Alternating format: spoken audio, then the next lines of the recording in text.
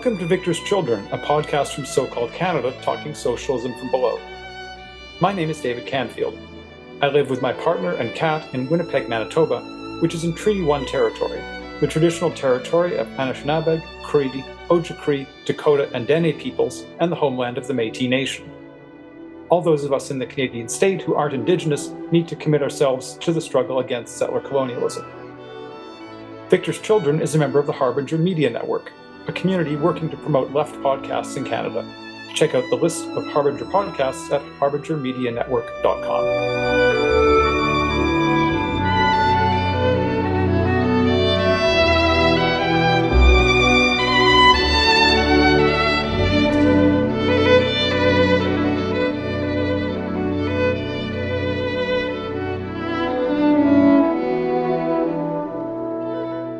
Before we get to the interview with Todd Gordon and Jeff Weber that makes up this episode, I'm just going to say a few things about the recent Canadian federal election and about how you can order my new book, Red Flags, with a discount. So at the end of April 2025, the Liberal Party won a minority government, coming close to a majority, with 43.7% of the popular vote, while the Conservatives took 41.3% of the popular vote, the NDP and the Bloc Québécois both garnering 6.3%.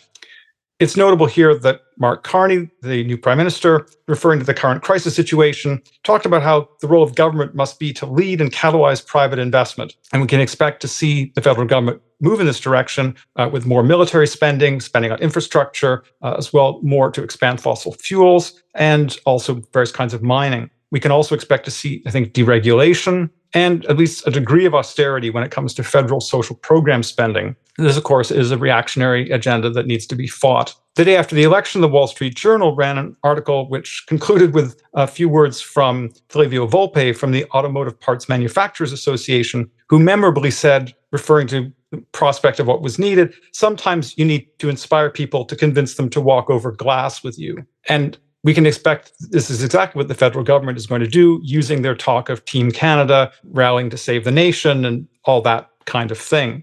That's going to make the situation difficult for the left, of course, but nevertheless, as David Bush put it, writing in Spring magazine after the election, the left must figure out how to reinvigorate a fighting labor movement, rebuild an active student movement, and involve new layers of people in campaigns. We'll have more to say about this, I'm sure, in future episodes of Victor's Children. My new book, Red Flags, A Reckoning with Communism for the Future of the Left, from Fernwood Publishing, is now available. You can listen 2 episodes back to the interview that Simon Desai did with me about the book. I just want to offer listeners again the opportunity to order this book with a discount. It's available until October the 19th, 2025. You can order the book using the discount code RF, as in Red Flags 15, direct from the Fernwood website, fernwoodpublishing.ca, to get 15% off the book.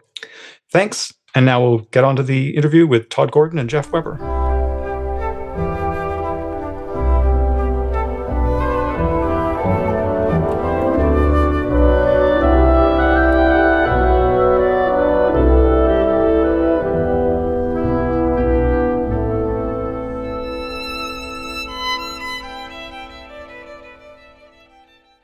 In a recent article, the socialist Thomas Hummel has argued that, in his words, the defining characteristic of mass politics in the present period is the stunning and terrifying growth of the international far right. Since socialist strategy must adjust itself to the character of mass politics in the period in which it operates, it follows that during this period, socialists must build internationally around a struggle against the ascension of this monster.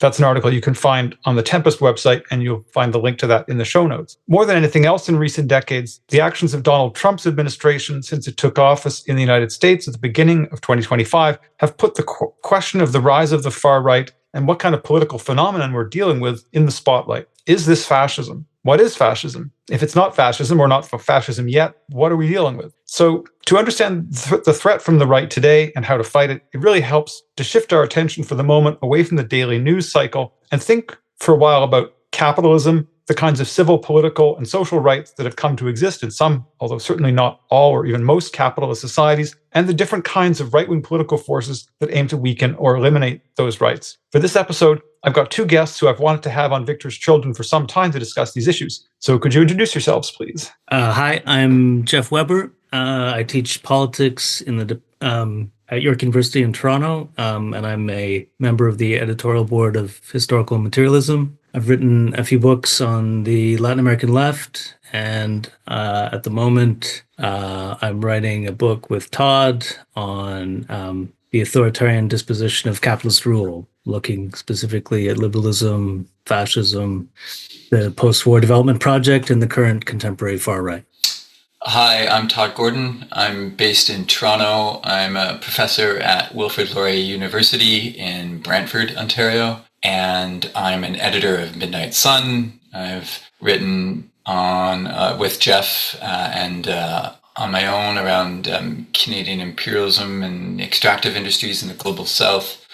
And as Jeff mentioned, I've written with him on Trump and the authoritarian condition in Spectre Mag, and I've also written on the Freedom Convoy and far-right movements in the Canadian context, both for Midnight Sun and Studies in Political Economy. Welcome back to Victor's Children, to both of you. So thanks. Let's start by clarifying what we mean when we talk about capitalism and liberalism, since there's a lot of confusion about this on the left. So can you tackle what capitalism is, what liberalism is, how we should understand that, and what's the relationship between the two? So I think as a kind of first pass, we can say that capitalism is a socioeconomic system that pivots on the production of goods and services as commodities, so as things that are buyable and sellable on the market for profit or in pursuit of profit. And that system, that particular historically specific way of organizing human life, human societies, is premised on a principal social division between the owners of the means of production. Land, factories, banks, machinery, and so on, the means of production, so capitalists and those who have been dispossessed of their access to the means of life and who are therefore in a position in which they have to sell their only productive commodity, their ability to labor or their labor power. And they try to do so in exchange for a wage, and they need that wage because they need money, because money is the medium through which you access the means to life under capitalism. So your shelter, your clothing, your food, and so on, it's impossible to survive without money. And if you're not a capitalist, then this is the typical way that you pursue that necessary money. So obviously there's much more to say, but that's the first thing. And then the second thing is, I would say that there's a horizontal axis of competition between capitals inside of capitalism that pits different capitalists against one another as they fight for market share and in their pursuit of profits and so on. And this is the source of two things in capitalism. It's the source of dynamism because it means that capitals in competition with one another need to take some of their surplus at the end of a productive process and reinvest it in new technology, labor-saving productivity, and so on, in an effort to capture more of the market, to be more profitable than others, to drive down the production costs. And they set a new social standard. For a while, they might, if they do this successfully, they get high profits, but then eventually they set a new standard by which all capital eventually needs to meet that new social average at a minimum in order to survive. And if you don't, then you won't be a capitalist for long. And so you're driven constantly to innovate. And this is the source of expansion, but it is also the source systemically of crisis, systemic crises that are recurring, because what is rational for the individual capitalist to constantly pursue expansion and increase productivity and so on is not always rational systemically in a case of overproduction, which drives down profitability. And if profit is the motive for investment, then this ultimately leads to slowing of investment, slowing of growth, and periodic crises. So system-wide crises in the 1820s, 1870s, 1930s, 1970s, 2008, and a long stagnation since then, just to say this is a recurring, knowable, observable structural feature. Okay, so that's a horizontal dynamic. And then there's a vertical dynamic in which you have a conflict of interest between that principal social division, those people, the dispossessed, workers, and capital. And you can see this all throughout society, but but very clearly at the most basic level of the workplace, in which the capitalist wants to, everything else being equal, have workers work harder for less money, and spend less money on protections for their work environments, healthy work environments, and so on, in order to extract more out of them.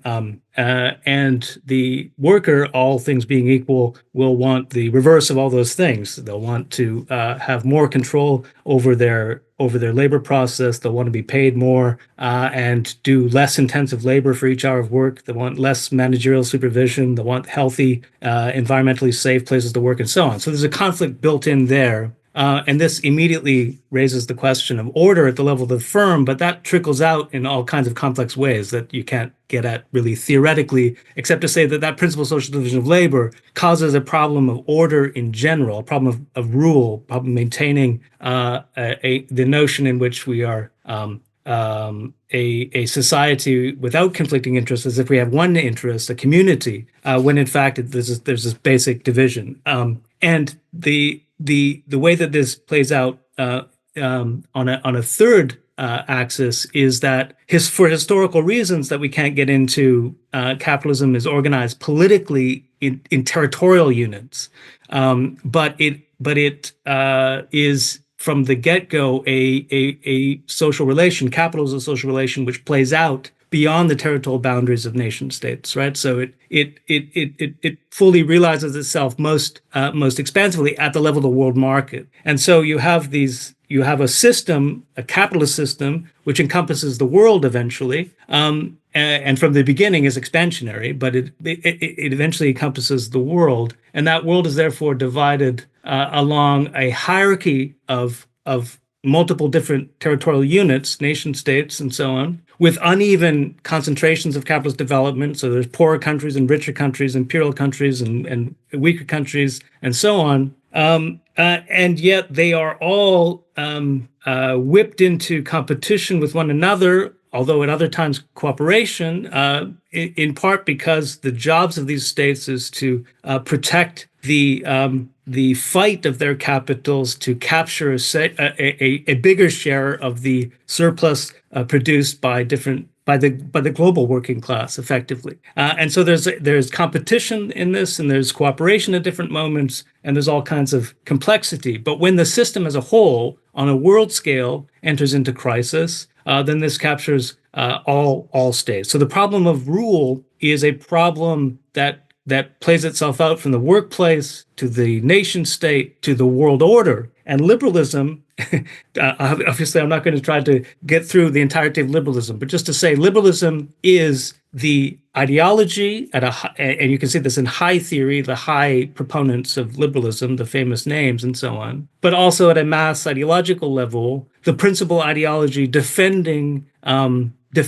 capitalism and advocating for it, both in times of optimism and of progress, say in the expansionary periods of capitalism, and in terms of defensiveness. And so liberalism has to be seen in all of its sides, not as a kind of trans-historical floating in the ether set of constitutive elements of civil liberties, minimal government, and so on, things like this, but rather as a set of an evolving historically specific set of ideas as the principal ideology in defense of capitalism. And so in optimistic moments, there is room in liberalism for a kind of, even in the optimistic moments, you're still talking about a kind of techno-philosophical elite of state managers, not democracy in a full sense. But nonetheless, there's a sense of more redistribution, more room for civil liberties. But in moments of crisis, liberals they harden their edges. There's less room for these things, and they move closer in the direction of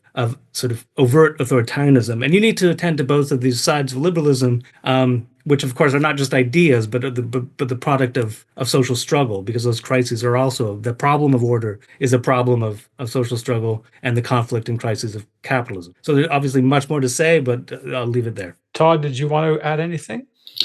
That was a really good comprehensive response and short history of capitalism and liberalism. I'll just say that the liberalism emerges clearly as a political project of what was then the emerging ruling class, tethered to capitalism in the 17th century in England, and at the time an agrarian form of capitalism.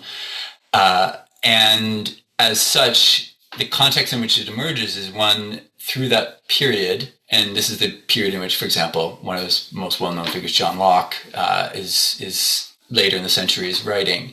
But it's a context in which you see the emerging or growing colonial project by England into Ireland, for example.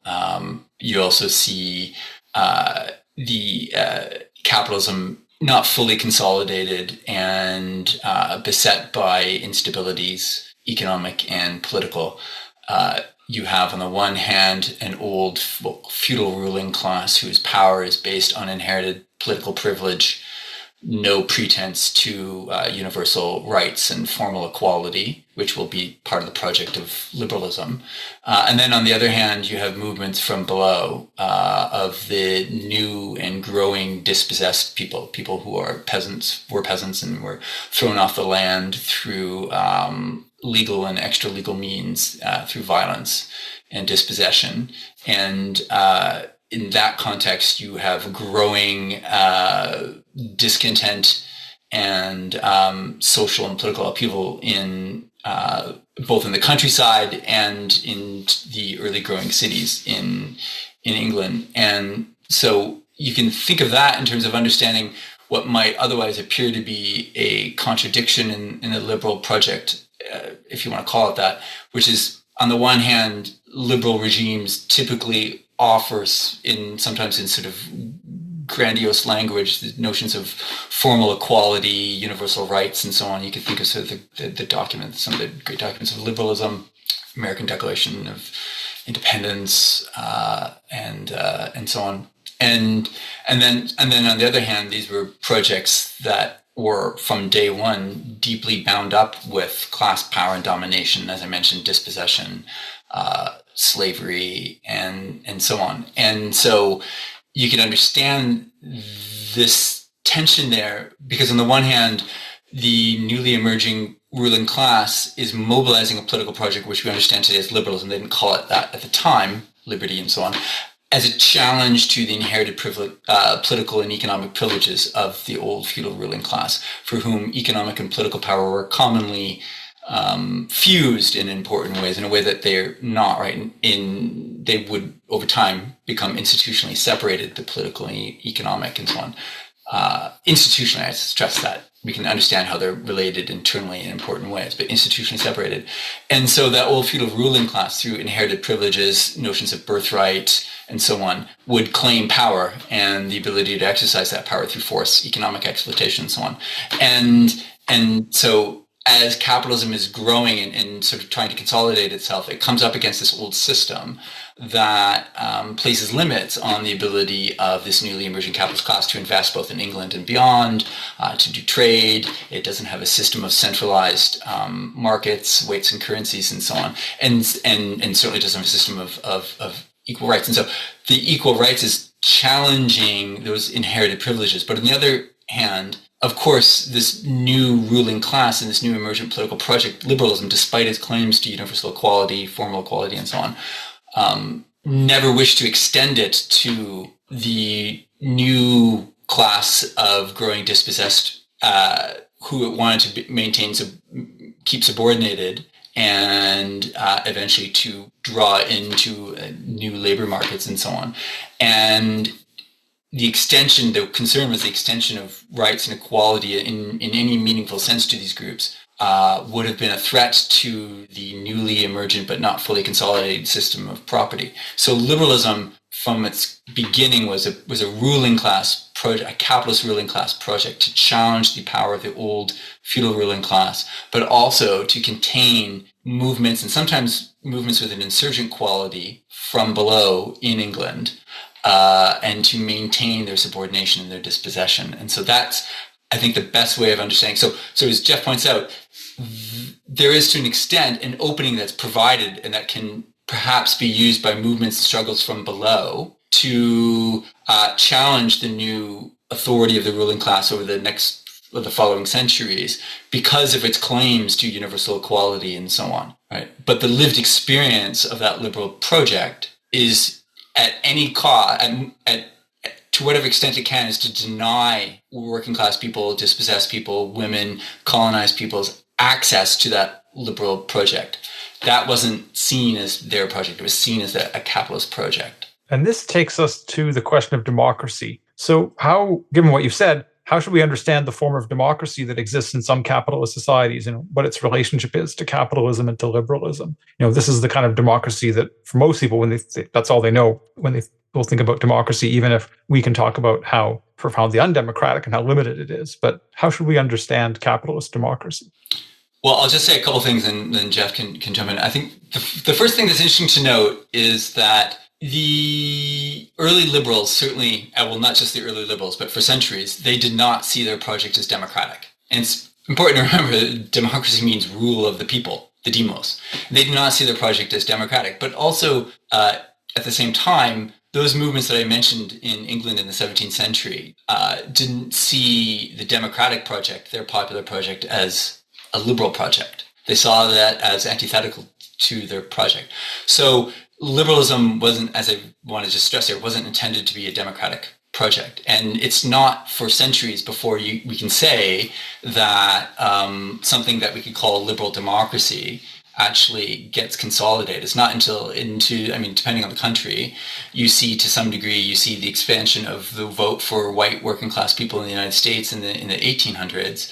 But in most advanced capitalist countries, you don't see it until into the last century. And for white workers, that is to say, what had been exclusionary laws to keep the majority of people from the vote, just as one particular example, weren't removed until for white workers until in many countries into the 20th century. Then, of course, for people who weren't white, like for women, for colonized peoples, and for racially oppressed groups, it's, again, depending on the country, it's not until well into the 20th century, into the last century, before you can even make a claim to universal suffrage. So that liberal project wasn't on its face seen as a democratic project, and efforts were constantly being made to contain it and to limit the access or the inclusion of majority peoples. And that's just not for the vote. It's also for other rights that today we might think are commonplace in a lot of advanced capitalist countries, whether it's the right to form a union, freedom of speech, freedom of assembly. Those rights were never just granted to the majority of people in liberal societies. Liberal elites, ruling class figures constantly sought to limit the expansion of those rights, to cane them through force often. And so it was really struggle from below that forced concessions from ruling elites in liberal societies to the majority, to the dispossessed. But on the other hand, when capitalism and the liberal project severs the direct, immediate institutional linkage between, say, the economic realm, the marketplace on the one hand, and the political realm or the state on the other, as some people like Ellen Wood have argued, creates some measure of space for, when forced to do so, to make concessions, say, around suffrage in the political realm, whilst isolating the market or the economic realm of the workplace, where you don't actually have the kinds of rights where liberal rights, formal equality, and so on, the right to vote, don't extend to the workplace as they do to the political realm. So I think it's important to see them as two very different projects, even though through the 20th century we've come to conflate them for obvious reasons.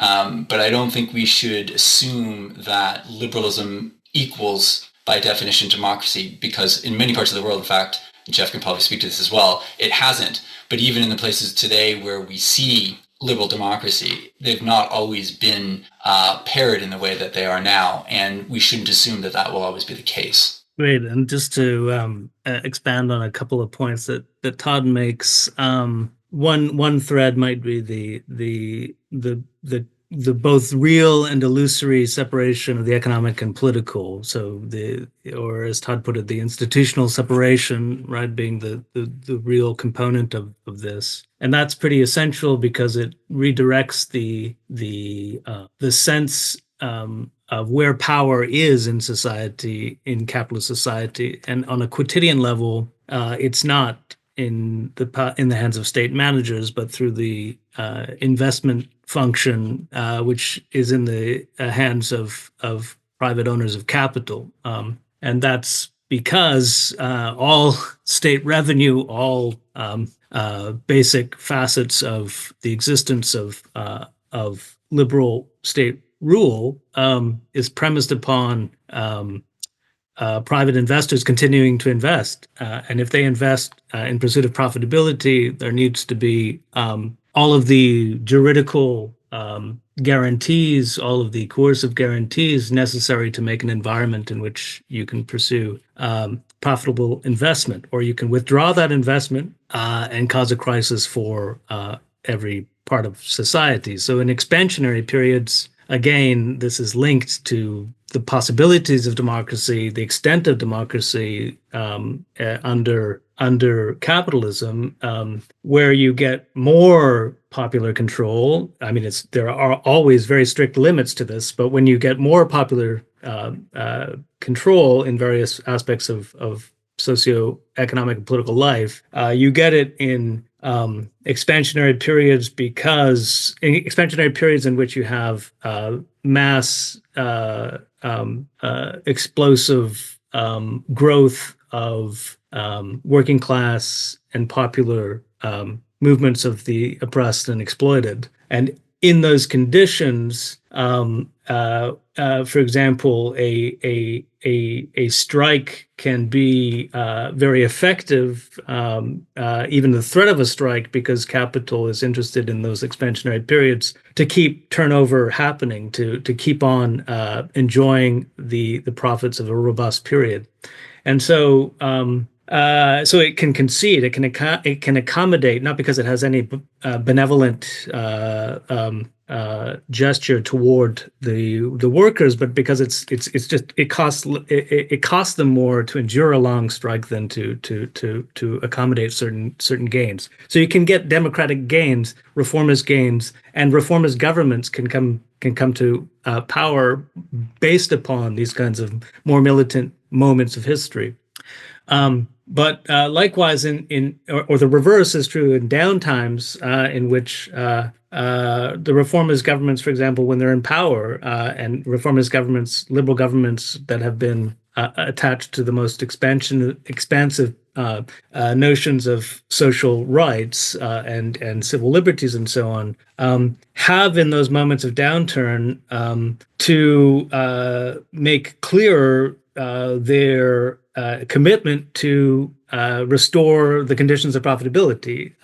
So they need to gesture that they are the right managers to do that to capital, to try to secure the interests of capital, and they need to do the opposite, or they need to take for granted the idea that the oppressed and exploited are going to continue to vote for them because they have no one else to vote for. That's the idea. And so the appeal of reformism ideologically starts to go down, because they can't materially deliver, and you get a rightward turn, and reformist governments are typically unable to do this. So in those moments, you get a hardening of liberal democracy, right? It's not that necessarily you move towards an openly authoritarian regime, but to take two concrete examples of contemporary liberal Democrats that really show what is possible, you have Macron in France hardening the French state in terms of responses to social protest in extraordinary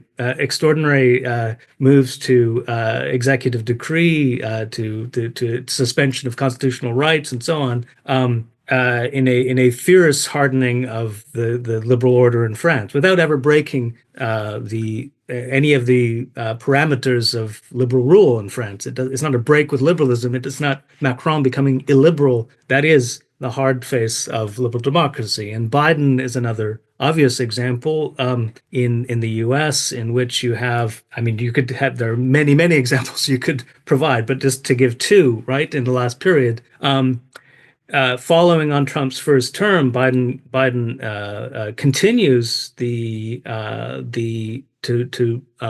jack up the hysteria around China. The anti-Chinese rhetoric is, if anything, heightened in the early Biden period relative to the first Trump period, and the intensification of the notion in which we are all at war, rally behind the nation, not at war literally, but in a competition, geopolitical competition. This is this major threat, and then the obvious support for the genocidal campaign of Israel and Gaza, and the accompanying domestic punitive diminishment of the terrain in which you could even freely assemble around that question, or say what you think about that question in the United States without threat of various punishments ranging across a whole series. I mean, to lose your job, to a whole range of oppressive measures. So these are just two very recent and liberal examples of democratic closing where it has opened in the past. I think those are some really good points. And just to connect it back to, as well, to a point that Jeff was making earlier in his explanation of capitalism, which is the crisis, the systematic or systemic crisis tendencies of the system.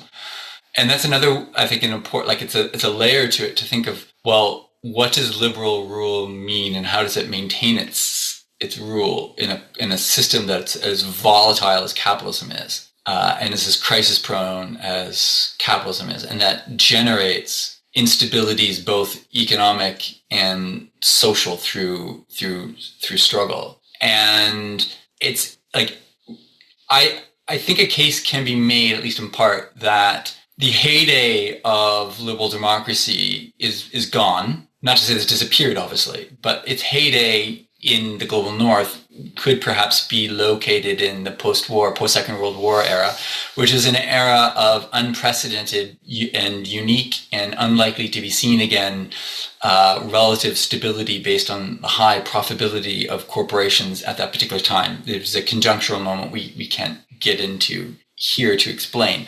But what it did do was provide a significant measure of capitalist stability for ruling elites, much greater than what had come before, that allowed for them, when forced to, and that's a really important point, when forced to make concessions to subaltern groups, working class groups, civil rights, anti-racist groups, and so on. And when you're not in those kinds of periods, and that period, depending on how you date it, perhaps goes from the end of the Second World War till the late 1960s, early 1970s, and the 1970s is a sort of interregnum between that moment and the consolidation of what's called neoliberalism, and a return or a creeping of anti-democratic posture and program and agenda to the present. And so outside of moments of significant capitalist stability, there's that what Jeff and I refer to as that sort of authoritarian condition or disposition, the sort of gravitational pull of capitalist societies is always going to be stronger. And if you look historically, any time gains are made, they're always under threat of being retrenched or rolled back. And that threat to retrenchment and rollback intensifies in these moments of crisis. And so, and it doesn't mean, however, that those ruling elites who will then make greater recourse to coercion and violence to maintain their rule are dropping liberalism. The liberal project just suddenly disappears and it's something else. That's not necessarily the case. And you can see this in many different moments, but like, it's also worth noting that through the 19th century, after a series of violent upheavals in certain colonies, particularly in India, there's a debate in the early 1800s around shifting or advancing a notion of rule of law to the colonial project. And those who advanced something like more like a liberal, like a vision, as they saw it, of a liberal project for colonialism, still drawing on liberal ideology and argument, still mobilized extreme forms of violence, from torture to concentration camps, all under the name of liberalism and rule of law. And, if you take the argument seriously, one could argue that on their own terms, the liberal terms, they were still defending a liberal project, right? And that's saying something about liberalism. But again, in other moments of crisis, 1848, 1871, the Paris Commune to Weimar Germany, you can see examples of constant recourse or retreat back to more explicit forms of violence and coercion that's not seen by ruling elites as antithetical to the liberal project. Right. So this has been very helpful in setting the stage for talking about the right, political right. And of course, there's a long history of political forces that don't just aim to roll back social rights, for example, cutting income support programs for unemployed people, reducing access to public health care, attacking union rights. Those kinds of attacks can come from governments of various political stripes. But there's a long history of political forces that also want to weaken aspects of capitalist democracy itself, attacking, for example, civil rights like freedom of speech and assembly, and political rights, including the right to vote, the right to run for office, and having elections where opposition forces are actually able to win. And when those kinds of forces have been in office, there's a long history of them significantly eroding capitalist democracy or destroying it altogether. So today we generally refer to this kind of thing when we talk about the right. And some people will try to distinguish between two different parts of the right-wing spectrum, talking about the hard right, which wants to roll back rights, but within the framework of capitalist democracy. And then further to the right, the far right, which ultimately wants to eliminate capitalist democracy altogether. So can you give us a brief overview of the different kind of versions of these forces, the different incarnations that have existed historically? Because a lot of people may have heard of fascism, but it's certainly not the case that fascism is not the only form of politics like this at all. And so it's worth just giving people a really brief overview of these kinds of forces, I think. Maybe I'll try the first go at this. I think, two periods come to mind that are comparable in different ways that might start us into the question. And the first is obvious in the interwar period between World War I and World War II in Europe.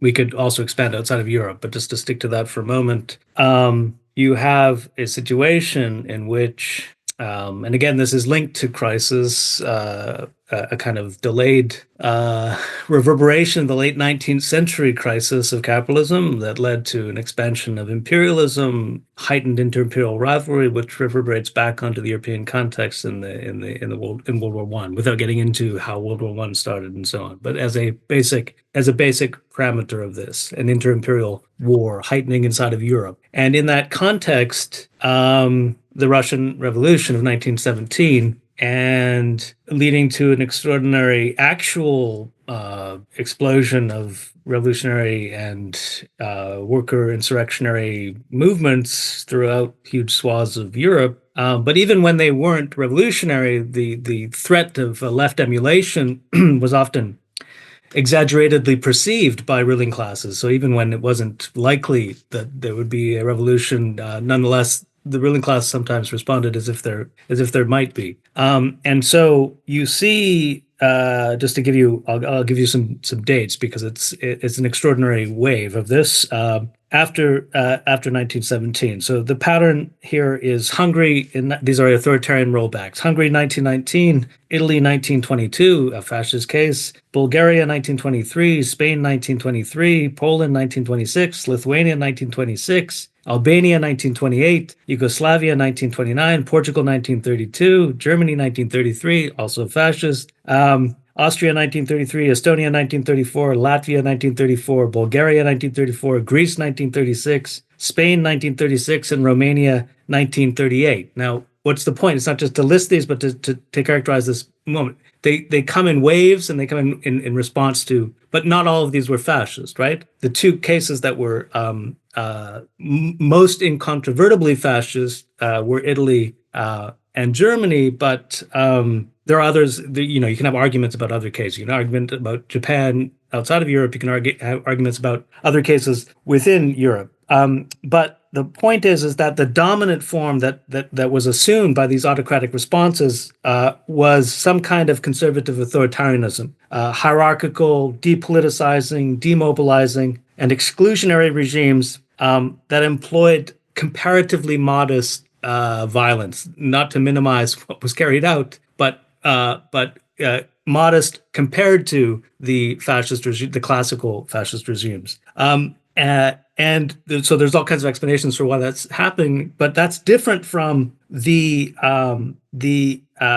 transformative, mass mobilizational, dynamic, counter-revolutionary regimes of fascism, which were a very particular response to that same crisis. So I think as we get on in our discussion, we'll talk about this. But these are two authoritarian turns that actually both move outside of liberal democracy. These are at the end of, these weren't always fully liberal democratic regimes, but some kind of representative government being destroyed by some kind of authoritarian version, but not mostly fascist. The other example, I think, would be the response in Latin America just to give you the wave effect again of the 1959 Cuban Revolution, which generates a series of attempts to copy the example, right? So you have peasant guerrilla movements emerge. But the point is that even where these were quite weak or actually sort of not actually going to threaten state power, the responses, the authoritarian wave that response was much in excess of the, let's say, actual balance of forces that was required. Okay, so just to give you some dates here, to give you another sense of a wave, right? You have in the first wave right after the '59 revolution, you have coups in Argentina and Peru in 1962, in Ecuador in 1963. Bolivia and Brazil, 1964, Argentina, 1966, Peru, 1968, and we can go on, right? But then if as you move forward, again, another wave, you have, and here though it's less about Cuba, although Cuba still, but that first wave of guerrilla movements has been physically annihilated. You have the exhaustion of ISI, the exhaustion of import substitution industrialization, a crisis which is being threatened on the left by things like the Salvador Allende government. I mean, we could characterize it would be a big debate about what that was, but let's say a deeply reformist government that was generating and at least declared itself to be in a democratic transition towards socialism. And in Argentina, you had very serious militant movements in the early 1970s. And meanwhile, you have guerrilla insurgencies of a mass scale, quite different than that first wave in Central America, right? So, and these generate the most fierce responses, but I don't think neither of them constitute fascism. But in, just to give you a sense of this, though, in Argentina, 1976 to 1983, a military dictatorship which comes to wipe out that earlier moment of an attempt to exit the crisis of ISI, the crisis of capitalism in South America through socialism. That's wiped out by 1976, 1983 military dictatorship. But it's a depoliticizing military dictatorship, not a revolutionary counter-revolution, as in fascism. In Pinochet, which ends the Allende period, same thing. And the reason why those were so wickedly violent, even compared to the other authoritarian regimes, was precisely the scale of the mobilizations that they were encountering and the level of industrialization in these countries and the strength of the working class. In Central America, it was different because you didn't have a large working class. You had, in the same way, certainly not a large industrial working class, but you had mass guerrilla insurgencies, the 1979 revolution in Nicaragua was successful, and it looks as though it might happen in El Salvador, looks as though it might happen in Guatemala. Those revolutionary crises were real, and the response, of course, backed by Reagan in a major way in the 1980s, wipes these out to genocidal, literally a genocidal scale in the case of Guatemala, and an extraordinary repression in the other two. But again, what was necessary there was not fascism, and it's not a question of minimizing what was done by these regimes to call them fascist, but they didn't require the kind of mass mobilizational counter-revolution that they did in interwar classical Europe.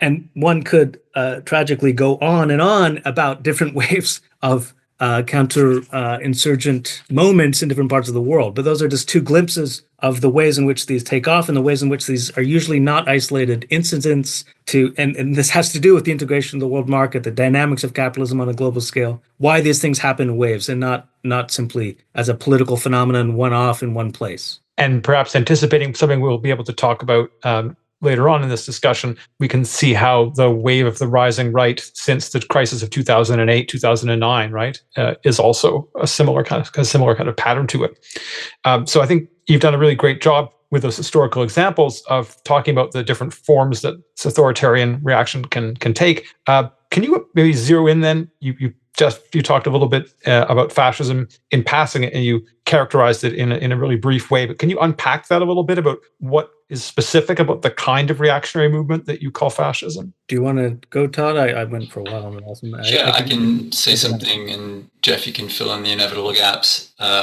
It's important because Jeff did a really good job of laying out those particular authoritarian projects and making the distinction between them and fascism, like the military dictatorships in Latin America.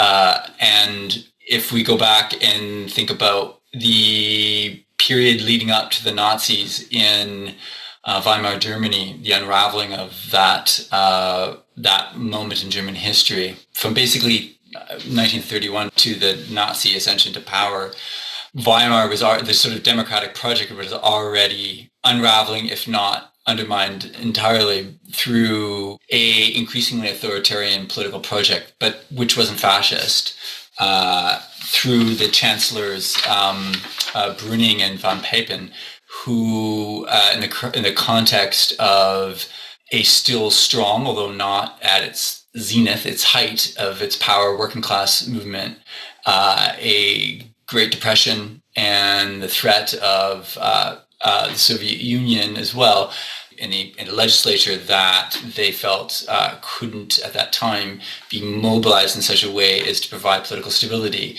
they increasingly made recourse to rule by emergency decree, what Brüning referred to as an authoritarian democracy. There was also an intellectual movement known as order liberalism, which does connect to the neoliberals who will emerge a few decades later, well in advance of the consolidation of neoliberalism in the global north, who also advanced what some of observers refer to as an authoritarian liberalism, like an intellectual project around isolating markets, using state and political power to isolate markets from wider political influence and popular influence. And fascist movements obviously were already in existence. And so there's these competing authoritarian, if you will, projects. And the one thing that really distinguished the fascists, I think, well, there's a few things. So it's not the conservative nature of their project, of course, nor is it their extreme xenophobia or their racism or their commitment to traditional families and gender roles. Those were all a very important part of their projects. Anti-Semitism, of course, particularly in the German case. Those weren't things that necessarily distinguished them from the rest of the conservative sphere in Germany and elsewhere in Europe. Although one could say that their commitment to these things was perhaps more militant. And so what I think distinguishes fascism, and it's still important for us to understand today, because you can only stretch a concept so far, fascism in this particular case, before it loses its analytical value.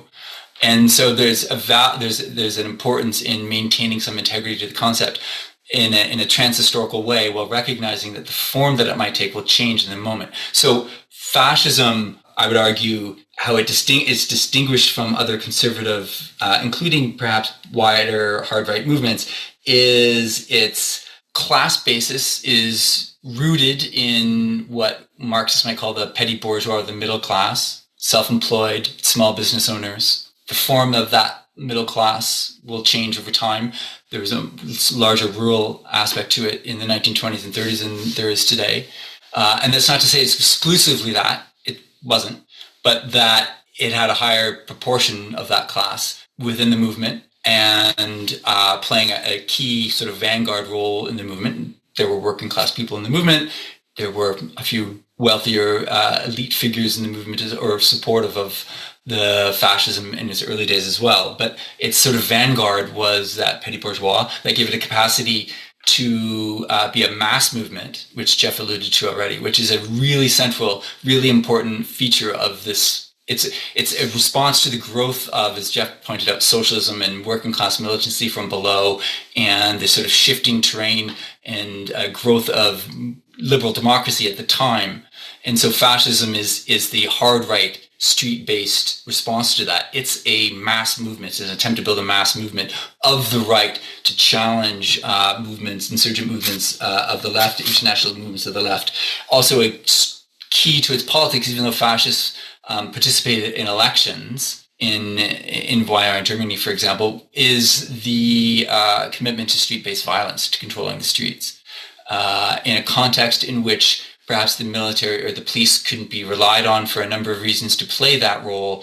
Fascists, many of whom were connected to, had come out of the military, angered and alienated from the defeats in the war, particularly in the German case or in the Italian case, not a defeat, but didn't come out stronger, and the war didn't go the way that they'd hoped it to. They felt betrayed by liberal elites and international-based working class movements and socialism. And so they faced a context in which there was insurgent movements, the German Revolution in 1918, 1919, that brings forth the Weimar democracy, somewhat of a welfare state, some measure of social redistribution, greater rights for people than had existed previously. You see insurgent movements in Italy, and of course you see them in other parts of Europe. But fascists were the sort of the militant vanguard of targeting those movements, and trying to, in their view, reestablish order through both crushing those movements and advancing a project of, through street-based politics, of what Enzo Traverso refers to as a sort of revolutionary futurity, not an anti-capitalist politics, a militantly capitalist politics, but a revolutionary rupture from the present political status quo and a belief that the bourgeoisie and liberal-aligned ruling elites were incapable of containing the mounting disorder in their societies and the threat to the project of nation, project of race, project of class power from below. And so fascism was a really violent, militant commitment to the restoration of a particular kind of order that is driven through street-based politics, although it's not exclusively that.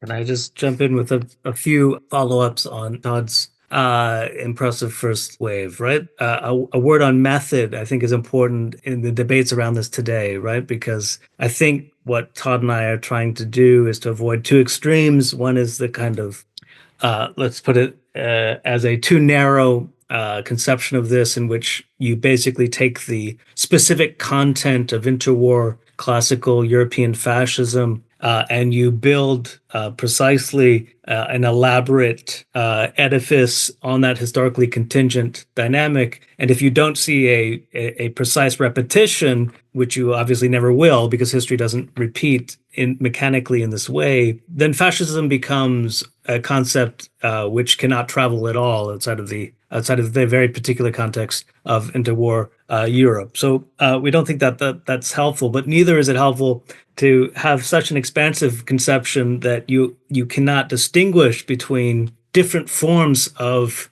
authoritarian rule, and therefore to explain why this is the preference of capital in a particular moment and a different preference in another moment. Everything is sort of washed into a indistinct morass. So precisely because there are shared attributes to fascism and fascist movements and other movements of the far right, that actually amplifies the necessity of distinguishing between these two in order to make sense of politics and how to respond to them. So with that said, what we tried to do we're still in the process of formulating this, but our first go is to establish a kind of constitutive 6 elements, right, of fascism that you would expect to see in any fascist phenomenon. And so by fascist phenomenon, we're talking about all of the different modalities from movements to parties to regime form to government to an actual to regime, right, to state power. And so because obviously you can see fascist movements that in conditions in which they will never arrive at state power, and it's very important to discern under what conditions you can come to state power, right?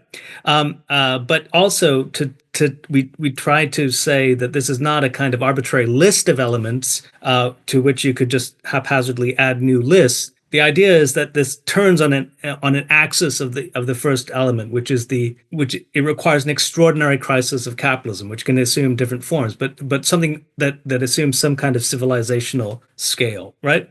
Now, the content of the civilizational crisis can look different, and we expect it to look different, but that's a necessary component, and therefore it can travel. It can be portable in Jeff Ely's idea across different periods of industrial capitalist modernity, but not outside of that. It can't go back prior to capitalist industrial modernity because it is a phenomenon exclusive to that. Okay, so the first idea is this severe and sustained crisis of capitalism. The second is that there be this kind of foreboding sense of civilizational crisis, and so the content of that crisis, most obviously in the first wave, was World War One. The kind of mass scale of death, inurement to death, profound cultural pessimism, the cult of irrationality that emerges around that, and so on. But the specific content of a civilizational crisis, we think, can assume different forms, and we can see elements of this today. And I won't get into this too much, but ecology is one obvious sense in which there is a genuine sense in which something comparable to the enormity of World War One that people were thinking through, what that meant for all of what they had established in terms of their beliefs about the world. So the third is the crisis of capitalist accumulation must develop into a crisis of bourgeois democracy. So part of what fascism was about was precisely containing insurgencies in a mass democratic society, right? Which also required a certain level of capitalist development, right? So we're talking about rapidly industrializing, rapidly capitalistically developing societies in Germany and Italy, and all that entailed in terms of the development of mass movements as well. And so the containment of that required mass movements against them. And the fourth element is the sort of inadequacy of other means, right? So Todd mentioned the experiments in Weimar to quell the insurgency prior to, so all kinds of movement to presidential decrees, attempts to think about how we can garner a regular authoritarian military dictatorship, and all of these fall short, right? So those things have to fall short for capital to get behind an unpredictable mass counter-revolutionary movement, which fascism is. The fifth idea, which Todd already mentioned, so I'll just mention it as a kind of point on the list, is the petty bourgeois fundamental class composition. Obviously, fascism is a multi-class project, but it's disproportionately based on the mobilization and radicalization of the petty bourgeoisie. And the sixth component is the idea that the bourgeoisie has to come on side. It has to be in a position in which it opts ultimately for fascists. So in both of these cases, Italy and Germany being the sort of, again, we could have debates about other cases, but in those cases, very few historians disagree that these were not fascists. So if we take those as examples, in both cases, fascists were not the first, not even the second options of capital, but for fascists to come to state power required ultimately for capital to align behind them. And to get back to our discussion of liberals enabled them to come to power. In each of these cases, thinking that the threat of the left was worse than fascists, and that the fascists could be contained and made to do what liberals wanted them to do, which wasn't the case. But then when they come to power, fascists tend to bureaucratize, get rid of their revolutionary component, that is to say, their quasi-anti-capitalist elements. The so-called left fascists tend to be excised, and you get the restoration of bourgeois order, the renewal of the possibility of regular accumulation. And that is what fascism achieved both in Italy and in Germany. Yeah, and just quickly, I'll just say like just to that point that Jeff made at the end is also is an important one, because I think there's sometimes people think that there's a certain kind of economic project that's either not capitalist or is a containing of capital in a way that subordinates them to fascism as a politics and ideology. And what you see in both the Italian and the German case is not that. You see like a project of cartelization and credit policy that's oriented towards the military in the German case, but you also see an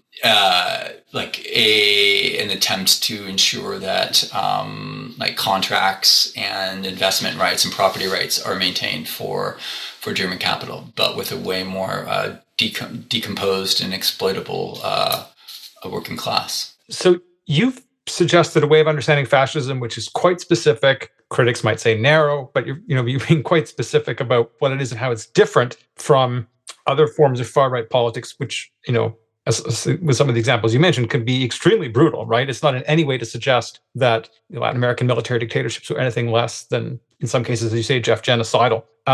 But it's much more common, I think, for people on the radical left to think about fascism as in a much broader way than the way you've been talking about it. There's one historical definition that's been quite influential. It comes from the Marxist-Leninist tradition. I'll just quote it. The idea that fascism is the open terrorist dictatorship of the most reactionary, most chauvinistic, and most imperialist elements of finance capital. That comes from the mid-1930s from the Communist International. And other things that are other definitions or approaches that are like that are, I think, certainly more common than the one that you've given. And there are also then various kind of academic social science ideas about what fascism is that are in some ways similar to that. So can you maybe offer a response to those kinds of broader ideas about what fascism is, which I think are more influential, more common than the approach that you're trying to argue for here? I'll just quickly, I don't have a whole lot to say about this, but in some of certainly the literature with which I'm familiar, or the popular literature that writes, for example, in the present moment, not more serious, because there's certainly like serious, thoughtful histories of fascism not written by Marxists that I think you can learn from. But one of the more common things you see in some of the more mainstream literature and sort of wider takes on, say, in the present moment, including a fascist, is the term populism. And I'm sure everyone who's listening to this has heard that term repeatedly. And it's not a term I'm particularly sympathetic to. I think it tends to obscure more than it reveals and sort of flattens out the analysis by creating this amorphous movement that's just purely cross-class, and it's a grievance-based movement that's been often, in the renderings that I'm familiar with, sort of is manipulated by a particular elite political figure, Donald Trump, for example, or a Bolsonaro or a Modi or whatever, and so it obscures the sort of the kind of class dynamics that Jeff and I just mentioned in terms of our understanding of fascism. So, for example, the petty bourgeois base, the core to it, the ways in which ruling class figures, the bourgeoisie, might have interactions that oscillate from not being particularly sympathetic to, at a certain political moment, offering their support for these movements. The sort of mainstream take also tends to elide the centrality of capitalism and the contradictory character of capitalist accumulation that we've already laid out earlier in our discussion today.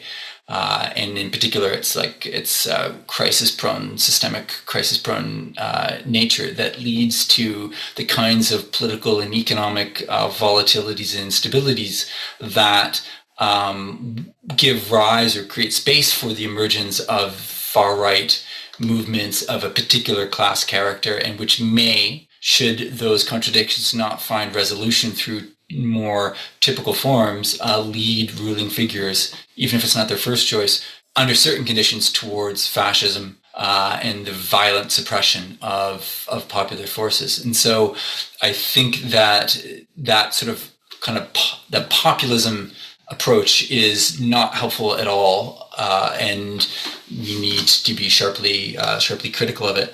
In terms of the sort of Marxist-Leninist or Stalinist sort of approach, I mean, my sense was, and maybe Jeff or David, you can sort of tell me if I'm mistaken, but I think part of that analysis was rooted in the idea of building a popular front politics, the idea that there is a section of the bourgeoisie with whom, a so-called progressive section of the bourgeoisie with whom we can be aligned in building an anti-fascist movement, and which would also put a brake on, at the time, in the 1920s and 30s, the sort of the revolutionary potential or the necessity of a revolutionary working class movement, internationalist working class movement, to challenge fascist politics like from below with a clear international socialist vision, which is something, for reasons we can't get into here, that Stalin and the Stalinists clearly did not want movements connected to the Soviet Union, the communist parties in Europe in particular, or North America, to be advancing. And so that kind of popular front politics, the idea that working class people have something in common with at least one section of the bourgeoisie, was intended as a brake on more radical movements from below and independent working class politics. And so that motivated as much as a clear-headed, sharper vision of what fascism actually is. I'll just add two quick things to that. Like in the obviously generalizing massively in the global South, this corresponded with a stage's conception of capitalism. So there was of revolution. So that, I mean, there was a characterization, whether you're talking about Asia, Sub-Saharan Africa, the Middle East, Latin America, a conception in which these societies were not yet fully capitalist. They were still feudal, semi-feudal societies or what have you. And therefore, what was necessary next was a democratic revolution, which required an alliance with the national bourgeoisie, setting up the stages, the conditions for proper industrial capitalist development, with communism, a class society set down the road, a century or so after, the demolition of the generations in between. So that idea, the point I'm making is simply that this was correspondent to a wider politics, which allowed for a popular front around fascism, which corresponded also with the characterization of social change more generally. And then, I mean, obviously that wasn't the argument in the United States or something among Marxist-Leninists, or not that I'm aware of. I don't know if anyone didn't think the United States was capitalist in the early 20th century. Anyway, but the more common thing now, I mean, outside of the far left, I would say, is the ways in which, like in the United States, for example, Dylan Riley made the interesting point recently in a podcast conversation of how the Democrats in the first administration were kind of embraced a kind of hysterical commentary supported by mainstream journalism around like fascism had arrived in the United States. And then a kind of, in the second term, basically a lot of that hysteria went to a kind of minimizing the Trump second administration, despite in a kind of converse relationship to the actual capacities of Trump to carry out an agenda of far-reaching kind of transformation towards a hardening of the liberal institutions of the United States, right? But more recently, I think you see the oscillation is what is important, right? That there's a kind of wind so you also have hysteria today. I mean, in the sense of the Yale University professors fleeing to the University of Toronto as the first, as if Yale University professors are the first in line for the fascist moment in the United States. And this the kind of the heroism that the press is talking about these people's dramatic escapes. Greg Grandin commented on social media that a new professor at Yale saying, breaking news, this Yale professor is staying in Brooklyn, right? This kind of casualization of fascism is the more predominant phenomenon rather than a coherent conception. It's just that there's no coherent conception at all, no interest in history. Obviously, there are serious people but in the general milieu, it's a rhetorical kind of device. It's a rhetorical thing to establish what you hate and also to call on the mobilization behind the Democrats. I think that is the biggest challenge in the North American context today. I'll just leave that there. Right. So then this maybe moves us towards talking about the situation in the U.S. a little bit, because I think we agree there are far right currents that aren't fascist, even if they might, under some circumstances, become or move towards fascism. But far right currents that do aim to weaken capitalist democracy, and perhaps if they get the chance, they'd be quite happy to eliminate it. And I would argue, I think the Republican Party in the U.S. is now controlled by those kinds of far right forces, even if certainly not all Republicans want to go that far. So then this brings up the question of left strategy and whether you think the left needs to fight against those kinds of far right forces in basically the same way that we would organize against fascists. In other words, with the United Front strategy that aims to mobilize a broad alliance of working class and oppressed people to block the far right, and whenever the balance of forces makes it possible, to actually smash far right mobilizations and organizations, even though our tactics aren't going to be identical to the way we would organize if we were actually dealing with a directly fascist threat. I'll just say quickly that I think any movement needs to assess the forces that they're going against, and a fascist right that is seeking to build or has already built a mass movement and is taking to the streets and engaging in what we discussed earlier about the kind of street-based politics of intimidation, control, an attack on progressive forces requires a different response, I think, than conservative or even hard right movements that aren't necessarily fascist.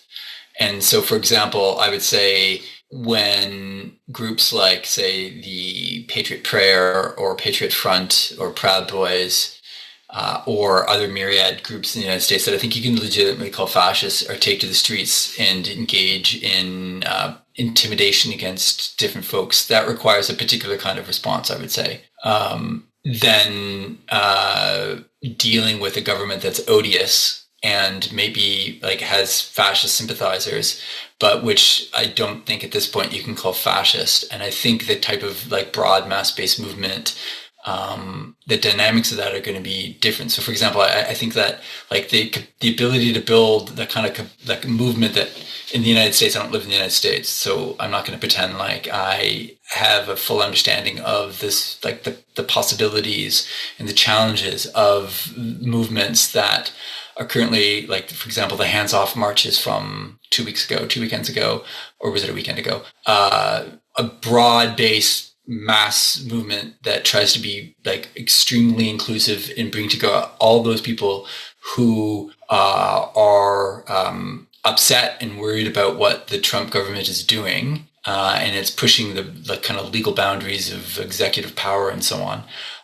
Or the movements, I don't know if you can call them a movement, but certainly the kind of grassroots responses to the Republican town halls that you've seen over the last couple of months, where there's clearly a lot of anger, and it seems to me a lot of possibility, a real big opening to organize there. The movement that you're going to build out of those kinds of groups that are coming together is different than, say, what you see anti-fascists doing. Just as one particular example, I don't know if they self-identify as anti-fascists, but African-American activists in a particular town in Ohio that was targeted first by a neo-Nazi group, an openly neo-Nazi group, and then by the KKK, and received both mail threats, but also direct physical threats by armed fascists. Their response has been to organize armed patrols of their neighborhoods, of African-American kids going to school, and of their community and faith-based organizations. To me, that speaks to an anti-fascist movement that is identifying the specific threat that fascists pose, which is a direct, imminent threat of physical harm, which is not to say that that's all that fascists are doing, right? But that kind of response to me is different than, and needs to be thought differently than what we're seeing around the hands-off marches and the sort of some of the labor organizing that's going on in response to nascent, albeit in response to the tariffs. So like they're both mass-based in orientation, but that sort of question of like the imminent threat of fascists, I think, shapes how you're going to respond and how you're going to orient to building that movement. Because if you engage in what like British folks I think sometimes call squattism, which is you're searching for a fight all the time, and the imminent threat that the people you're trying to organize with isn't fascist, you're going to alienate a lot of people and undercut your capacity to build a mass movement. Likewise, at the same time, I think in my experience in Canada, one of the challenges of anti-fascists was to not actually want to build a mass movement, so that should that movement grow, and it did during the Freedom Convoy, there was no chance of challenging those folks when they did take to the streets, because no meaningful effort, no strategy had been developed to build a mass anti-fascist movement. So I think anti-fascists need to be thinking about both security, but also how you build a mass movement.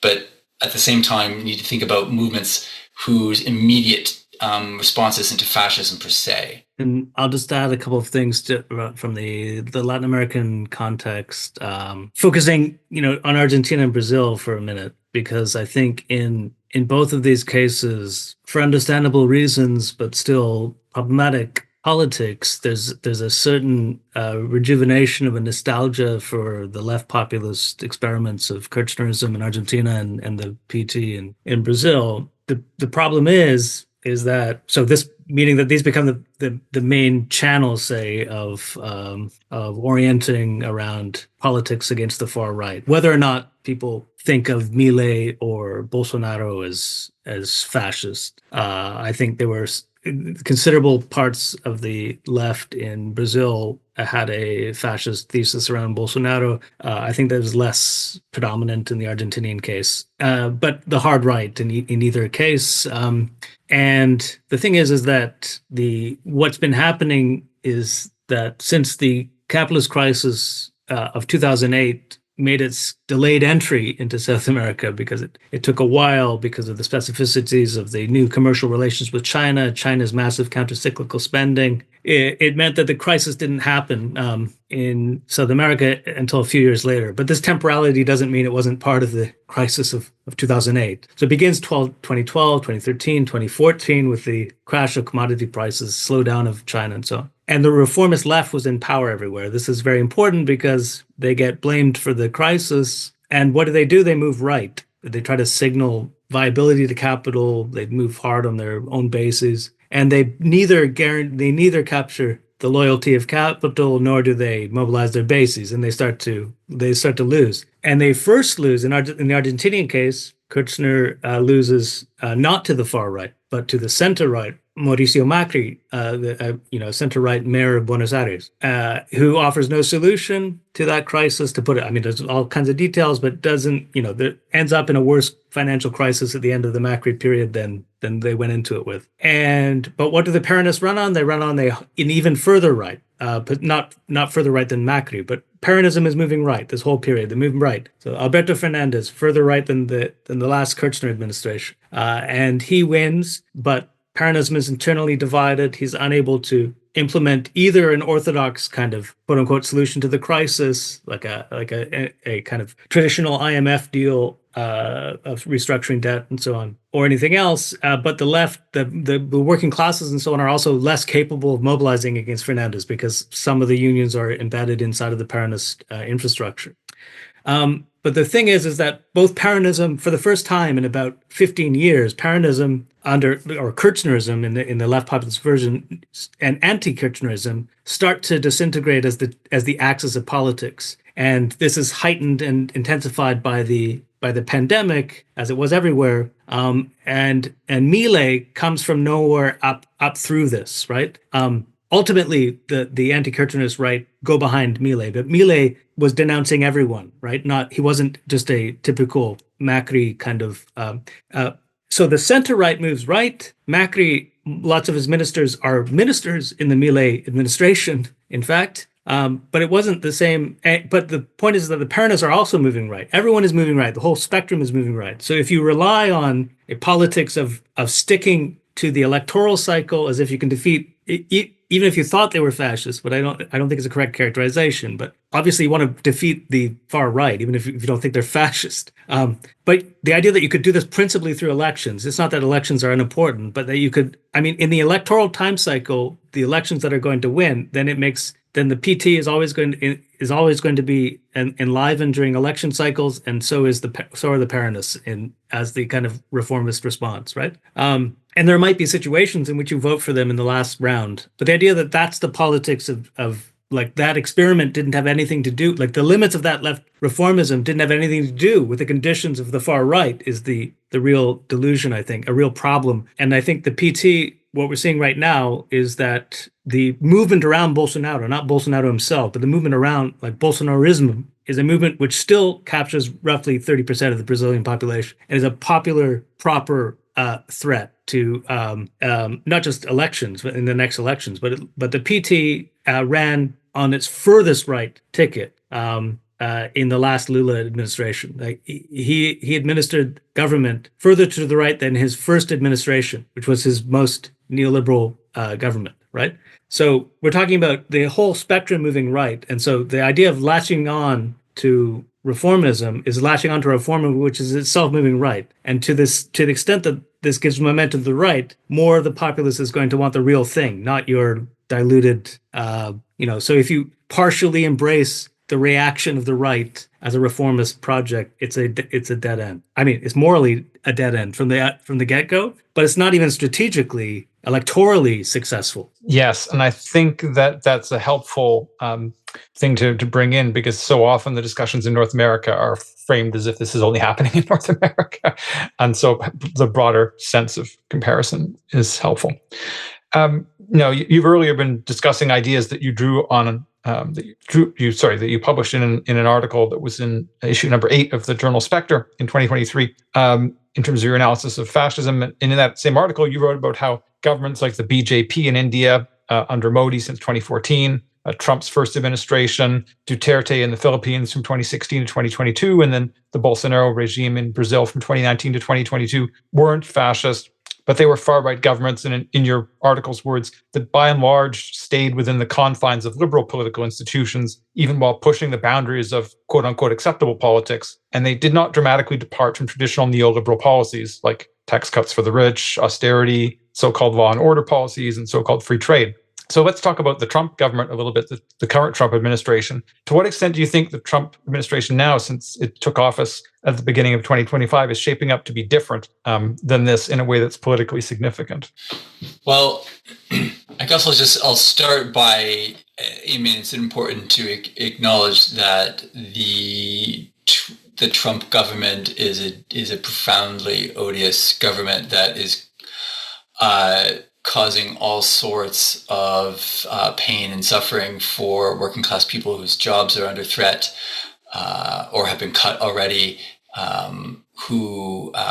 or for migrants and migrant workers who face being deported and possibly putting in detention centers in the United States or into a jail in El Salvador.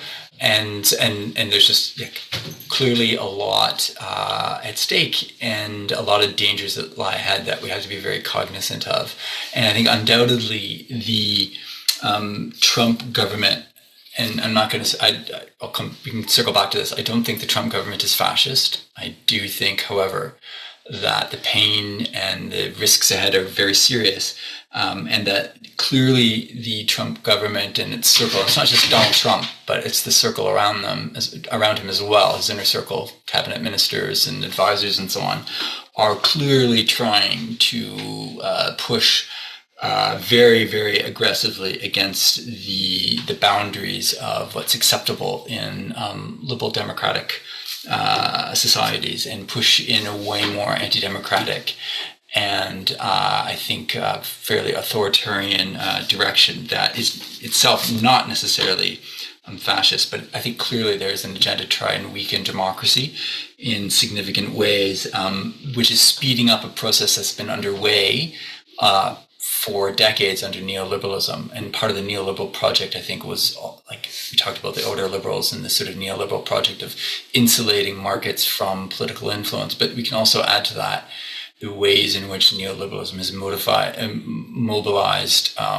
like aggressive racist politics. We can think of like militarized border policies, the growth in the United States of mass incarceration, as well as the attack in various ways on voting rights, trying to sort of turn back the clock in very important ways around people's access to the vote. And I think it's also true that clearly there are fascists who are emboldened by the Trump project, perhaps even some people in the Trump administration who might be like very sympathetic to the fascists. But clearly fascists have every reason to be emboldened by the Trump project. And clearly also the Republican Party has like one of the strategies of fascists, including groups like the Proud Boys, Oath Keepers, Three Percenters, among others, and the sort of that kind of hardcore MAGA supporters has been to try to take over the Republican Party, and they've done that with some success. I don't want to say it's a completed success, but certainly Steve Bannon had sort of advertised several years ago the strategy we call the precinct strategy, which is taking over local Republican Party offices and then organizing through there to try and gain greater or wider influence within the Republican Party. So clearly there's a fascist base within the Republican Party, within the MAGA movement. And I think it's not unreasonable to think that should a mass fascist movement emerge in a way that I'm hesitant to suggest that it's emerged at this point, but should it, the Republican Party may very well be that vehicle. It might not, but it may very well be that vehicle. And clearly there's tension within the Republican Party between that hardcore MAGA base and its fascist sympathizers and other longtime supporters like billionaires in the party, like Capital. And I think it's important to point out that, because I've seen or heard people interviews with people after the election who suggest that the Democrats were the party of capital and the Republicans were the party of MAGA. And I don't think that split is as straightforward as a lot of people think it is. If you look at the funding, the ways in which different sectors of capital actually supported the parties, at least from publicly available data, it's clear that the Republican and Trump's garnered significant support from a wide array of capitalist sectors from capital. And that the idea that Republicans aren't a party of capital anymore, I just don't think is accurate. I think it's still very much a party of capital. I don't think most of those capitalists are necessarily hardcore MAGA supporters. I think probably more of them are sympathetic to tariffs, at least in some form, than I think some people might assume. Maybe not in the exact form in which they're taking right now under Trump. But clearly there is a dynamic in the party that might prove to be extremely volatile moving forward between those hardcore MAGA supporters on the one hand, who are way more nationalist oriented in their inclination, who tend to have a stronger base within the petty bourgeois on the one hand, and the billionaire supporters of the Republican Party on the other, whose political agenda is not necessarily the same as those MAGA supporters.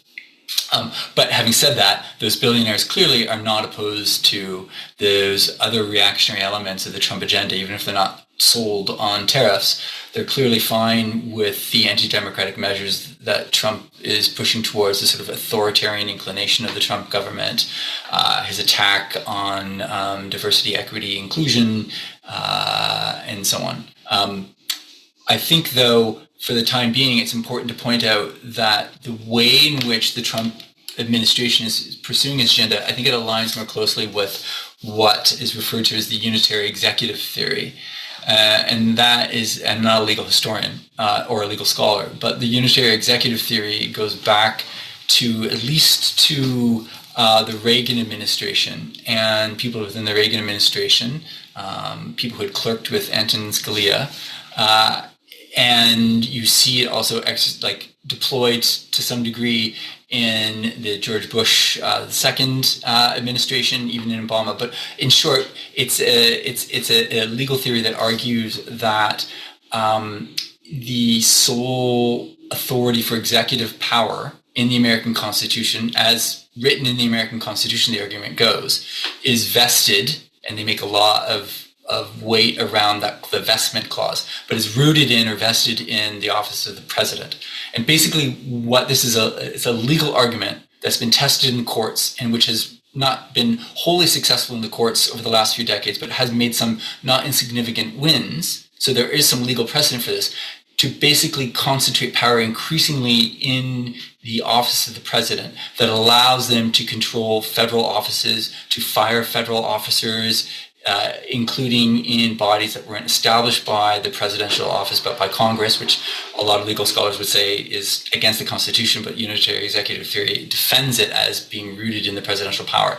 But basically it's to concentrate power heavily in the office of the president and to weaken both non-presidential executive authority of different agencies and bodies like the Congress in the United States, as well as to limit the ability of the courts to rein in presidential power. And so I think what the Trump administration is openly trying to do is force the courts to debate this issue, and in the hope that they will be successful in establishing more deep-rooted notion of presidential executive authority and power. Some people who write on unitary executive theory suggest that a good example in its current form would be Orban's Hungary or Erdogan's Turkey. But what's interesting about this, I think, is that, or what's important when we think about like, is this fascist, is this not fascist, is the use of the legal system to do this. And so even when they're losing at the lower levels of the court, right, Trump may say things about various judges and so on that are, shocking to some. They don't display the sort of deference to the legal system, or to the courts rather, the lacking gravitas that one might expect from a U.S. president and so on. But like their response to this isn't to mobilize the fascist paramilitaries to smash aspects of the state that they don't like. The response to this is to continue pursuing it in the legal system. So I think, for the time being anyways, it's a mischaracterization to suggest that this is fascist. Certainly, fascists have grown in the United States and in the Republican Party, as I pointed out. But for the time being, I think what the Trump administration is doing is probably way closer to the unitary executive theory and a particular thread of authoritarianism that's not specifically fascist at this point. I think, however, what will be interesting to see down the road is once more of these executive orders reached the higher levels of the courts, particularly the Supreme Court, and the Trump administration loses, what will it do then? That will be the big question, I think. Will they mobilize those street fighting forces to enforce their rule? What would that look like? And what kind of order would they seek to impose? Or will they basically accept the court's decision, or what they're doing now, which is sort of like read a particular interpretation of the court's decision to try and stretch their power. And it's important to remember that we should also be very clear as Marxists, and I think the Trump administration is aware of this, is that legal decisions and laws isn't pre-political. It's always deeply politicized. And legal decisions they're not decided by the courts based on the how strong or how rigorously legal arguments are made in front of it. That's not what drives court decisions. Yeah. I'll just add very brief comments on. I think the part of the Spectre piece that we were probably too sanguine about was the continuity of traditional neoliberal policies. I mean, it's kind of a throwaway line. It wasn't an analysis, but and free trade and so on. So, I mean, we can have discussion about, and it's obviously we're in the middle of developing dynamics which are changing by the week, and you could quickly look like an idiot next week based on your analysis of this week. So we're always in danger of this, but I think you can't say it's just more of the same. in terms of the introduction of industrial policy and the move towards increasing, not just in the United States though, but all around the world. And Jamie Merchant's book Endgame is quite interesting around some of these that part of the turn to economic nationalism of different kinds, finding an iteration on social democratic terms, on liberal terms, on far right terms, and different expressions. So I think the context there, the two things that are driving this, I think, to return us to earlier parts of our discussion, are the issue of an ongoing problem of stagnation, the non-recovery of the crisis of 2008. And the ad hoc attempt by state managers around the world to deal with this problem, and the intensification of rivalries, not just in a kind of military threat, but rivalries that are attempts between different nation states to capture what is a declining pie, right? Bits of that pie that just isn't growing in the way that it has in the past. So this is part of how nationalism is expressing itself across the political spectrum, not just on the right. But the other thing about this is the obvious, well, not obvious to everyone, so I should stress this: the increasing rivalry with China, the intensity of that, which is intensified since the first Trump administration, and intensified by Biden as well, right? So which is important too. So we're in a new, that's a new level of, and if the eventuality or the potentiality of war, I don't think this is imminent, but there are certainly preparations for the possibility, the potentiality of this happening. Then there are also very basic things that require industrial capacity inside of the United States, right? To manufacture, to increase their capacities to fight a war, which doesn't rely on. So I think these are competing things that are animating the Trump 2 administration, and I think the challenge is to again avoid two extremes, right? One is the idea that the Trump administration is completely incomprehensible. It's just a random set of insane dynamics, based on some kind of ideas in art of the deal, and that you need to read this book to understand the psychology of the administration. There's that extreme, right? But then there's the extreme of failing to capture the tensions within the Trump administration, the internal divisions. So there can be a strategy, and there can be a dominant strategy, which I haven't articulated. I don't have time, or I'm not even sure I know exactly. But I think the effort is to discern the dominant strategic elements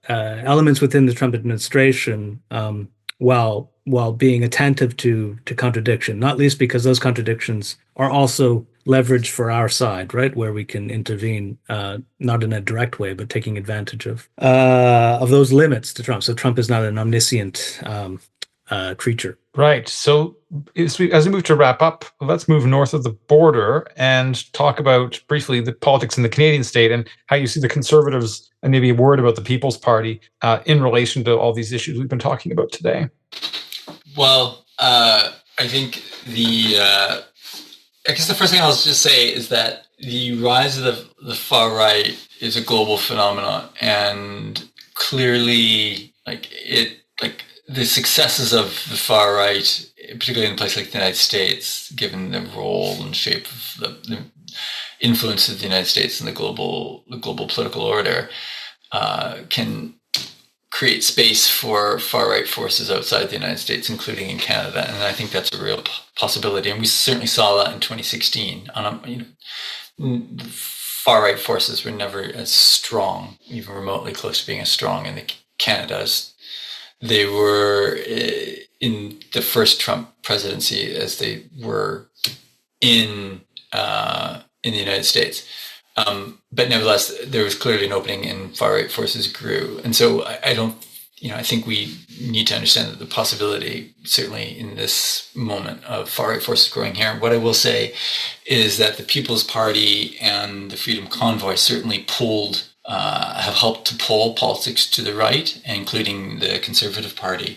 I don't think the Freedom Convoy or the People's Party were exclusively fascist, though they both certainly had fascist forces within them, and provided a platform for the far right in a way that it hadn't had in the kind of wider Canadian political scene in a while. I think that that moment, particularly the Freedom Convoy moment and the sort of growth of the People's Party that got, I think, close to 5% in the last two elections ago, has allowed for Polyev to sort of grow in influence and to exploit the situation by orienting to and visible and engaging with leaders of the Freedom Convoy, the sort of Dagalon conspiracists, and mooting conspiracy theory himself during his campaign to win the leadership election of the Conservative Party. He talked about the World Economic Forum conspiracy theory and so on, even though he himself went to the World Economic Forum when he was in the Stephen Harper government. But having said that, I think the Conservative Party is clearly shifting to the right. They're certainly not a fascist, though. Their project is one of harder austerity, exploiting the housing, the very real housing crisis for working class people, but without a answer that's going to help people, like stronger market relations, anti-carbon tax, and so on. I don't think that's like a reinvigorated conservatism rather than something that's like to the further right. Having said that, though, like Canadian capitalism as is in a fairly potentially fragile state, and it's like in some ways the pandemic actually, like the payouts by the state to help keep businesses afloat, actually in some ways help them, particularly with their debt problems. But those debt problems, consumer debt problems, haven't gone away. And corporate profitability, despite the successes of some companies and sectors, is very unevenly distributed. And there's still a significant section of capital that is way more fragile than I think a lot of people realize. And so even without the tariff crisis, but then the tariff crisis layered into it, it means that I think there's a real threat to Canadian capitalism and the possibility of a deep, severe crisis ahead, and that will clearly open space for the far right. Just to say that you have to take your pleasures where you can find them these days, and one thing I admit to enjoying was the relative plummeting of Poilievre's popular approval ratings and support, even if it's extraordinarily contradictory dynamic of this. But the response of the resurgence of Canadian nationalism, but Poilievre's inability to find a way to respond to Trump's sort of antagonistic rhetorical gestures towards the 51st state and so on. So it's been difficult for Poilievre to triangulate these dynamics. And at the same time, the pleasure is obviously muted by all kinds of things, but not least how, having just returned to Canada from a decade abroad right before the pandemic began, it was notable that the flag, for example, had taken some abuse in a good sense, with the association of the flag with the far right during the convoy dynamics, a sort of distancing of mainstream society from a full embrace of what it meant, together with the kind of the dynamics unleashed by the residential school discoveries in Kamloops and so on. And what is remarkable to me as a sort of insider but outsider in a certain respect was the extraordinary reversal of those minor gains in about a 2-week period in which the entire political spectrum the entire political spectrum of the mainstream, from the Social Democrats to the far right, are now expressing different iterations of nationalist flag waving. And I'll just say to connect with the earlier discussion as well, to try to make a through line here, is that Carney is also an expression of the hardening of the liberal project, right? In the sense that to distance from Trudeau's supposed, however we characterize the Trudeau period, right, would take us too far away. But Carney is unleashing even an electoral platform. So even what he is willing to say publicly is a hardening of liberal of the liberal project to the right. So that's important to discuss in terms of what we said earlier. That's it for this episode of Victor's Children. I'd like to thank Jonathan Croker, the producer of Victor's Children, without whom the podcast wouldn't be possible. I'd also like to thank Posey Legg, who designed the graphic for Victor's Children. If you found the episode worth listening to, please do tell other people about the show, since word-of-mouth recommendations are especially helpful. If you don't subscribe through your preferred podcast app, please do. And while you're there, please give the show a high rating. It helps to promote us. If you have a suggestion for an episode or some other kind of constructive feedback, feel free to be in touch with me. You can contact me through victorschildren@gmail.com.